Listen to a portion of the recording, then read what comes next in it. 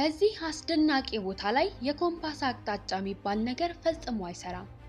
በሾሪያ ተራሮች መካከል ለብዙ ሺህ ዓመታት ሚስጥራት ተደብቀው ቢቆዩም በጆርጂ ሲድሮቭ የሚመራ 19 ተመራማሪዎች ቡድን ግን በ2013 ዓ.ም በዚያ ቦታ ላይ ተልዕኮውን በማድረግ ጥናቱን ጀመረ። 19ኙ የምርምር ቡድኖች ቦታው ላይ ሲደርሱ ፈጽሞ ተፈጥሯዊ የማይመስሉ በታቀደና በተስተካከለ መልኩ 90 ዲግሪ እንዲሰሩ ተደርገው የተቀረጹ አስደናቂ የግዙፋን ድንጋዮች ድርድር ይመለከታሉ። ከሁሉም ግን በመጀመሪያነት ጥያቄ ፈጣሪ የነበረው ጉዳይ ድንጋዮቹ ከ3000 ቶኖች በላይ ክብደት ያላቸው መሆኑ ሲሆን ይህም እንግዲህ በሰው ልጆች ታሪክ ውስጥ ከተገኙት ሁሉ ግዙፉ ከትልቅ ድንጋይ የተሰራ ቦታ አድርጎታል። የእነዚህ ድንጋዮችም አስደናቂ ጥበባዊ ድርደራ ለኪነ ህንፃዊ ዓላማ የተገነባ በሚመስል መልኩ ወደ 140 ጫማዎች ያህል ከፍታ አለው። ካላቸው ግዝፈትና ክብደት አንጻር በሰዎች የተሰሩ ናቸው ለማለት ይከብዳል። ነገር ግን በዚህ ቦታ ላይ የነበረውን ስልጣኔ የሰሩት ሰዎች ከነበሩ እነዚያ ህብረተሰቦች እነማን ናቸው? የድንጋዮቹስ መነሻ ቦታ የት ነበረ? እንዲህ ባለስ ፈታኝ የመሬት አቀማመጥ እንዲሁም አደገኛ የአየር ጸባይ ላይ እንዴት ተቋቁሞ መዝለቅ ቻሉ?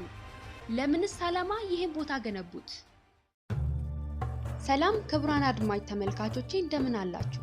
በዛሬው መሰናዷችን በጎርናያ ሾሪያ ላይ የተገኙ አስደማሚ እንዲሁም አመራማሪ መረጃዎችን ማጋራችሁ ይሆናል። በመረጃና በሳይንሳዊ ግኝቶች መደነቅን እንዲሁም መዝናናትን የምትወዱ ሁሉ ለቤተሰባችን አዲስ ከሆናችሁ ሰብስክራይብ በማድረግ ቤተሰብ እየሆናችሁ አብራችሁን እስከ ቪዲዮ ፍጻሜ እንድትቆዩ በአክብሮት ጠይቃለሁ። በጆርጂ ሲድሮቭ የሚመራው የጥናት ቡድን በሾሪያ ላይ ጥናቱን እንዲያደርግ የገፋፋው ነገር በቦታው ላይ ያልተለመደና ሚስጥራዊ ድንጋዮች ስለመኖራቸው የሚወጡ ዘገባዎች ነበሩ። በተፈጥሯዊ ሂደት የተፈጠሩ ልክ እንደ ንጉስ ላሊበላ ኪነ ህንፃዊ አሰራር ትልልቅ ህንፃዎችን መስራት የሚችሉ ግዙፋን ድንጋዮች እንዳሉ የሚታወቅ ቢሆንም ግን በሾሪያ የታየውን አይነት ሳይዛነፉ የተቀረጹና እርስ በርሳቸው የተነባበሩ ድንጋዮችን ተፈጥሯዊ ናቸው ብሎ ለማሰብ ይከብዳል። ስለዚህ ሰውም ሆነ ሌላ ይሄንን ቦታ እንደመሰረተው በማሰብ ጥናታቸውን ማድረግ ቀጠሉ። እንደ ሲድሮቭ ጽሑፍ ከሆነ እነዚህ ድንጋዮች ወደ 100,000 ዓመታት ያህል ቆይተዋል። ይሄ የዓመታት ቆይታ ማለት ዓለማችን በጥናት ካረጋገጠው የቆየ የኪነ ህንፃ ስልጣኔ በ10 ሺዎች ዓመታት ያህል ቀድሞ የነበረ ነው ማለት ነው። በባህል መዝገቦች ተቀባይነት ከነበራቸው የስልጣኔ ምጥቀት ቀድሞ የነበረና እጅግ ስልጡን የተራቀቀ ስልጣኔ በቦታው ላይ እንደነበረ ያሳያል። ያልታወቁ ግን የነበሩ ባልታወቀ ሚስጥራዊ መንገድ የጠፉ እነዛ ስልጡን ህዝቦች እነማን ይሆኑ? በሲድሮቭ የተጻፉ ምልከታና ጥናቶች የዚህን ቦታ ሚስጥር መፍታት ይኖርባቸዋል። ሲድሮቭ የሾሪያን ድንጋዮች ከሌሎች ጥንታዊ ግንባታዎች ጋር ለማነጻጸር ሞክሮ ነበረ።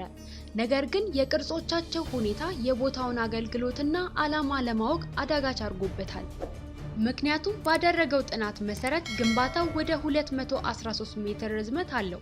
ሌሎች በተናጠል ያሉ ድንጋዮች ደግሞ እያንዳንዳቸው ወደ 20 ሜትር ርዝመትና ከ5 እስከ 7 ሜትር ከፍታ አላቸው። እነዚህ ልኬቶች እንደ ቀላል ቁጥር ሊወሰዱ አይችሉም። ምክንያቱም ከግንባታው ጥንታዊነት አንጻር የተራቀቀ አጋዥ መሳሪያ እጥረት ስለሚኖር የሰው ልጅ በአቅሙ ብቻ የተገለጸውን ያህል ርዝመትና ቁመት ያለው ህንፃ ማነጽ አይችልም ወደሚል ድምዳሜ ሊመራ ይችላል። ሲድሮቭ በአንዳንድ ድንጋዮች ላይ ሆን ተብሎ በከበባዊ መልኩ የተቦረቦሩ ቅርጾች እንዳሉ የዘገበ ሲሆን ለምን ዓላማ እንደተቦረቦሩ ግን እርግጠኛ መሆን አልተቻለም። ሌላው አስደናቂ ጉዳይ ደግሞ የኮምፓስ አቅጣጫ ጠቋሚ ዘንጎች ከትክክለኛው አቅጣጫ በተቃራኒ አቅጣጫ መጠቆማቸው ሲሆን የዚህ አይነቱ ሁኔታ በቦታው ላይ ስላለ ኔጌቲቭ ጂኦማግኔቲክ ፊልድ ለመገመት ይረዳል።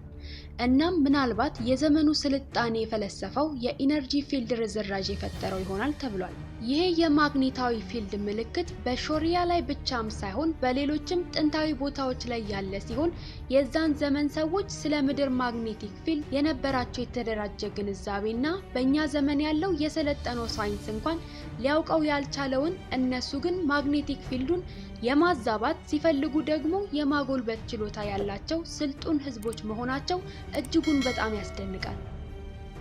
ባልተጠበቀ ሁኔታ ሲድሮቭና ቡድኖቹ የበለጠ በጥልቀት እንዳይመረምሩ የአየር ሁኔታው አስቸጋሪ በመሆኑ ተገደቡ። ግን ታዲያ ቦታው በሰዎች የተሰራ ከነበረና ተፈጥሯዊ ካልሆነ እንዴት በዚህ አይነት አስቸጋሪ በረዷማ የአየር ሁኔታ ውስጥ ተቋቁመው ስልጣኔያቸውን መሰረቱ? ይህንስ ቦታ መርጠው ለመኖር ምክንያታቸው ምን ይሆን? ከ20 ሺህ ዓመታት በፊት በመጨረሻው የበረዶ ዘመን ጊዜ ሳይቤሪያ በሰሜናዊ ንፍቀ ክበብ በኩል የአየር ሁኔታ ለውጥ አድርጎ ነበር። እናም ሾሪያ እንዳሁኑ በበረዶ የተሞላችና ለመኖር አዳጋች ሳትሆን ይልቁኑ በአንጻራዊነት እንደ አውሮፓና ሰሜን አሜሪካ ያለ ተስማሚ የአየር ሁኔታ ነበራት። እናም በዛ ቦታ ላይ ብርድንና ቅዝቃዜን መቋቋም የሚችሉ አጥቢ እንስሳቶች እንደነበሩና ይህም በቦታው ላይ ለሰፈሩ ሰዎች ምግብና ሌላም አጋዥ ምንጭ በመሆን ከተማውን ለማቋቋም አግዟቸዋል። በአርኪኦሎጂስቶቹ የተገኙት የሰው ልጆች መገልገያ መሳሪያዎች በሾሪያ መሬት ላይ ከ20 ሺህ ዓመታት በፊት በነበረው የበረዶ ዘመን ይኖር የነበረ የሆነ ማህበረሰብ እንዳለ የሚያሳዩ ማስረጃዎች ሆነዋል። በዚሁ አካባቢ የተገኘ ሌላ ቦታ በድንጋይ መሳሪያዎችና መጥረቢያዎች እንዲሁም ከአጥቢ እንስሳት መካከል እንደ ዝሆን፣ ጎሽ፣ ድብ፣ አንበሳና ጥንቸሎች አጽም የተሞላ ነበር። ሁሉም እንስሳት እንግዲህ ለነዋሪዎቹ አደን ተመራጭ ሊሆኑ የሚችሉ እንስሳት ናቸው። በቦታው ላይ ከተከማቸ የካርበን ሬሾ በመነሳት ጊዜን መለየት በሚያስችል ዘዴ ተመራማሪዎቹ የተገኙት ቅሪቶች ከዛሬ 30 ሺህ ዓመታት በፊት የነበሩ መሆኑን አረጋግጠዋል። ከዚህም በተጨማሪ በቦታው ላይ ይኖሩ የነበሩ አጥቢ እንስሳትን ኮቴ ስካን ማድረግ የተቻለ ሲሆን የተገኘው የኮቴ ብዛት ሰፊ የሆነ የህዝብ ብዛት ያለው ከተማ እንደነበረ ይጠቁማል።